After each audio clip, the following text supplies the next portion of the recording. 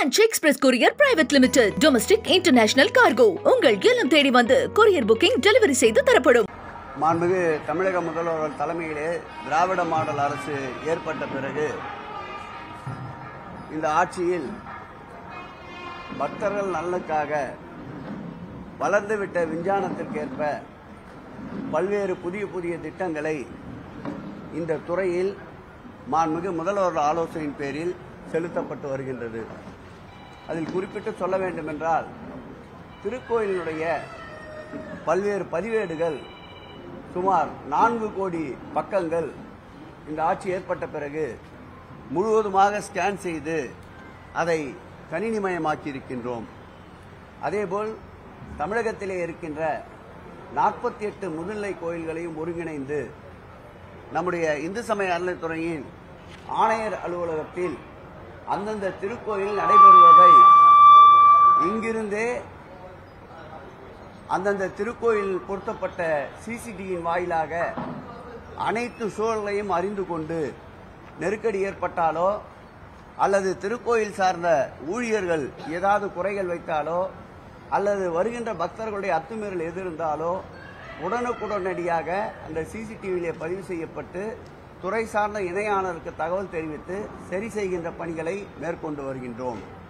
அந்த வகையில் இந்த ஆட்சி ஏற்பட்ட பிறகு திருக்கோயிலிலே இருக்கின்ற விக்கிரகங்கள் பாதுகாக்கப்படுவதற்காக பாதுகாப்பு அறைகள் சுமார் 1800 இதுவரையில் அமைக்கப்பட்டிருக்கின்றது. அனைத்து பிரதான கோயில்களிலும் சிசிடிவி கேமராக்கள் பொருத்துகின்ற பணி 80% அளவிற்கு நிறைவடைந்திருக்கின்றது. அதில் ஒரு பகுதியாக பக்தர்கள் இருந்த இடத்திலே இருந்து அந்த திருக்கோயிலுடைய வரலாறுகள், அந்த பகுதியை சுற்றி இருக்கின்ற திருத்தலங்களிலே இருக்கின்ற சுற்றுலா நிகழ்வுகள், அந்த திருக்கோயிலுடைய தர வரலாறு, திருக்கோயிலில் தினந்தோறும் மேற்கொள்ளப்படுகின்ற விசேஷ பூஜைகள் பற்றிய குறிப்புகள், அந்த திருக்கோயிலுக்கு சொந்தமான சொத்துக்கள், அந்த திருக்கோயிலுக்கு சொந்தமாக இருக்கின்ற திருமண மண்டபங்கள் அல்லது விசேஷ காலங்களில் பக்தர்கள் பயன்படுத்துகின்ற பல்வேறு கட்டமைப்புகளை அறிந்து கொள்ளுகின்ற வசதியோடு தொடுதிரை வசதியுடன் கூடிய தகவல் பெட்டி 10 திருக்கோயில் துவங்கப்படும் என்று 2025-26 சட்டமன்ற அறிவிப்பிலே அறிவித்திருந்தோம். அந்த அறிவிப்புக்கேற்ப இன்றைக்கு பழனி அருள்மிகு தண்டாயுதபாணி திருக்கோயில், மதுரை மீனாட்சி அம்மன், திருவரங்கம் அரங்கநாத சுவாமி, தற்போது நாங்கள் துவக்கி வைத்திருக்கின்ற மயிலை கபாலீஸ்வரர் திருக்கோயில், காஞ்சிபுரம் தேவராஜ சுவாமி திருக்கோயில், சுவாமிமலை அருள்மிகு முருகர் திருக்கோயில், பேரூர் பட்டீஸ்வரர் திருக்கோயில், திருவண்ணாமலை அருணாச்சலேஸ்வரர் திருக்கோயில், சுசீந்திரம் தானுமாலய சுவாமி திருக்கோயில், புன்னைநல்லூர் அருள்மிகு மாரியம்மன் திருக்கோயில் ஆகிய 10 திருக்கோயில்களில் இன்றைக்கு தொடுதிரை வசதியுடன் கூடிய தகவல் பெட்டி துவக்கப்பட்டிருக்கின்றது. இந்த ஆட்சி ஏற்பட்ட பிறகு நவீனமயம் ஆக்குதலை ஒரு முன்னேற்பாடாக கருதி தொடங்கப்பட்ட திட்டம்தான் அந்தந்த திருக்கோயிலுக்கு சொந்தமான இடங்களை ரேவர் கருவியின் வாயிலாக அளவீடு செய்து வடிவமைக்கப்பட்டு அதற்குண்டான வரைபடம் தயாரித்து அந்த திருக்கோயில் அளவிடுகின்ற பணி முடிந்தவுடன் அந்தந்த திருக்கோயில்களில் HRNC என்று கல் பதிக்கப்படுகின்ற ஒரு அற்புதமான திட்டத்தை இந்த ஆட்சி ஏற்பட்டவுடன் 2021ஆம் ஆண்டு 10வது மாதம் இதே திருக்கோயிலில் அன்றைக்கு தொடங்கியிருந்தோம். அதன் தொடர்ச்சியாக இன்றைய தினம் வரையில் இந்த அளவிடுகின்ற பணியை எடுத்துக்கொண்டார் 2,19,138.81.19 ஏக்கர் நிலங்கள் இதுவரையில் அளவிடப்பட்டிருக்கின்றது. இது ஆன்மீக துறையின், குறிப்பாக இந்து சமய அறநிலையத்துறையின் வரலாற்றில் இது ஒரு பெரிய சாதனையாகவே பெருமிதம் கொள்கிறோம். அதோடு மட்டுமல்லாமல் இந்த திருக்கோயில்களில் அமைக்கப்பட்ட அந்த கற்களின் எல்லை கற்களுடைய அளவீடு பார்த்தால் 1,44,650 எல்லை கற்களை இதுவரையில் பதிவீடு செய்திருக்கின்றோம். இதுபோல் திருக்கோயிலுடைய சொத்துக்கள் பாதுகாப்பு, திருக்கோயிலுக்கு வருகின்ற வருமானங்கள் முழுமையாக கணினிமயமாக்கப்பட்டிருக்கின்றது.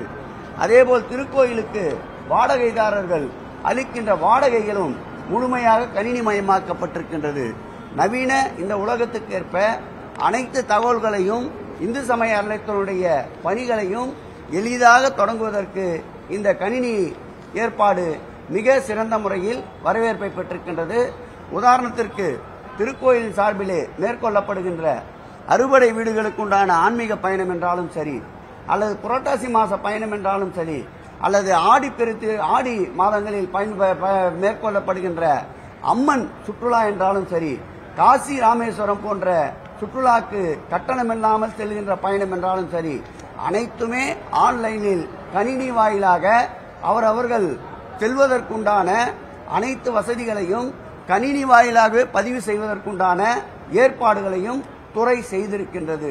அந்த வகையில் நவீனமயமாக்கலை தொடர்ந்து இந்த துறை வெற்றிகரமாக முன்னேற்பாடாக முன்னேறி கொண்டிருக்கின்றது என்பதை துறையினுடைய அமைச்சர் என்ற வகையில் இந்த துறை சார்ந்த செயலாளர் அன்பிற்கினிய மணிவாசகம் அவர்களும், துறையினுடைய ஆணையாளர் அன்பிற்கினிய ஸ்ரீதரன் அவர்களும், துறையினுடைய கூடுதல் ஆணையாளர் IAS ரவிச்சந்திரன் அவர்களும், துறையினுடைய கூடுதல் ஆணையாளர்கள் அன்பிற்கினிய லட்சுமணன், கல்யாணி, துறையினுடைய இணை ஆணையாளர் அன்பிற்கினிய ரேணுகாதேவி, கவினிதா போன்ற அனைத்து துறையினுடைய அதிகாரிகள் ஒத்துழைப்போடு இந்த துறை பல்வேறு சிறப்பான புதிய திட்டங்களை முன்னெடுத்துக் கொண்டிருக்கின்றது என்பதை இந்த துறை சார்ந்த மயிலாப்பூர் பகுதியிலே நடைபெறுகின்ற அனைத்து நிகழ்ச்சிகளுக்கும் எங்களோடு உடனிருந்து துறையினுடைய ஒரு அங்கமாகவே செயல்பட்டுக் கொண்டிருக்கின்ற இந்த தொகுதியுடைய சட்டப்பேரவை உறுப்பினர் அன்பிற்கினிய அண்ணன் வேலு அவர்களுக்கும், இந்த திருக்கோயிலை சார்ந்த அனைத்து திருக்கோயிலுடைய அறங்காவலர் குழு தலைவர், உறுப்பினர் உட்பட அனைவருக்கும் துறையினுடைய அமைச்சர் என்ற வகையில் என்னுடைய நன்றியை தெரிவித்துக் கொள்கிறேன். நிறைய விஷயங்கள் கோயில் சார்ந்த விஷயங்கள் இணையதளத்தில் பதிவேற்றம் செய்யப்பட்டிருக்கு. அந்த நிலையில் கோயிலுடைய சொத்துக்கள் அனைத்துமே இணையதளத்தில் பதிவேற்றத்துக்கு நீதிமன்றம் கேட்டிருக்கு. அதுக்கு ஏதாவது ஒரு மரணம்? நிச்சயமாக நீதிமன்றம் என்ன வழிகாட்டுகிறதோ அதை பின்பற்றுவதற்கு துறை தயாராக இருக்கின்றது.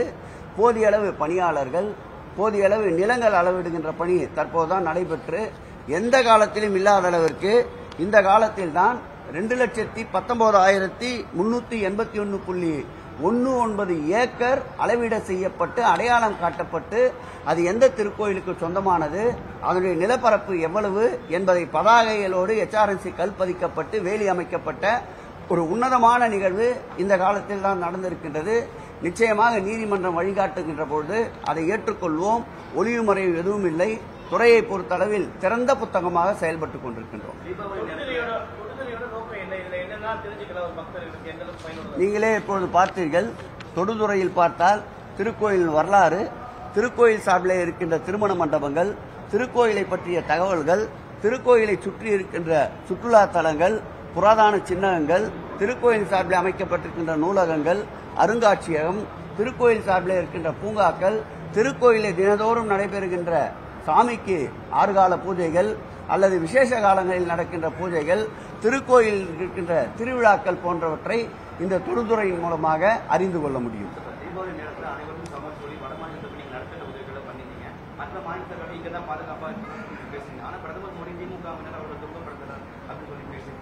பிரித்தாளுகின்ற தந்திரத்தை கையில் எடுத்து இனத்தால் மொழியால் மக்களை பிளவுபடுத்துகின்ற ஒரு அரசு உலகத்திலேயே இருக்கிறது என்றால் அதற்கு முதல் பரிசு இந்த ஒன்றிய அரசுக்கு தரலாம்.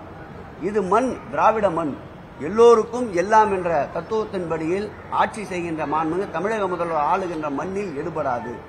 வட இந்தியர்களையும் நாங்கள் சகோதரத்துவத்தோடு தான் நடத்துகின்றோம். மாண்புமிகு தமிழக முதல்வர் 2016ஆம் ஆண்டு நமக்கு நாமே பயணத்தை மேற்கொண்ட போது கூட வட இந்தியர்களுக்கென்று தனியாக கோரிக்கைகள் அடங்கிய ஒரு நிகழ்ச்சியை நடத்தினார், இதே சவுகார்பேட்டையில். ஆகவே வட இந்தியர்களை நாங்கள் வேற்று கண்ணோடு பார்க்கவில்லை. அவர்களும் மனிதர்கள், அவர்களும் எங்களை சார்ந்தவர்கள். எங்கள் ஊனோடும் உறவோடும் தினந்தோறும் வாழ்க்கை நடைமுறையோடும் அவர்கள் எங்களோடு ஒட்டி பிணைந்திருக்கின்றார்கள்.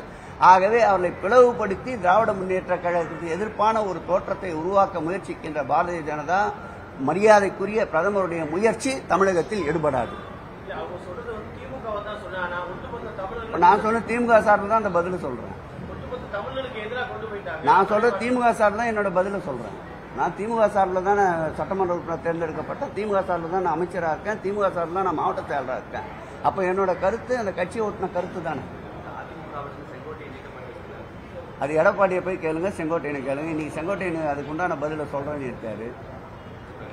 எடப்பாடியினுடைய அதிதீவிரமான அற்புதமான ராஜதந்திரமான நடவடிக்கைகளால் கொஞ்சம் கொஞ்சமாக கரையான் புற்றரிப்பது போல இன்றைக்கு அதிமுகவை அவரே அரித்துக் கொண்டு பாரதிய ஜனதாவை வலுவாக்கின்ற முயற்சியில் ஈடுபட்டுக் கொண்டிருக்கின்றார். அதை உண்மையான அதிமுகவின் அனைவரும் உணர்ந்திருக்கின்றார்கள். மாண்புமிகு தமிழக முதல்வர் அவர்கள் கரத்தை மேலும் பலம் பொருந்தி இந்த களத்தை மேலும் பல மடங்கு பலம் பொருத்துவதற்கு அனைவரும் வருவார்கள்.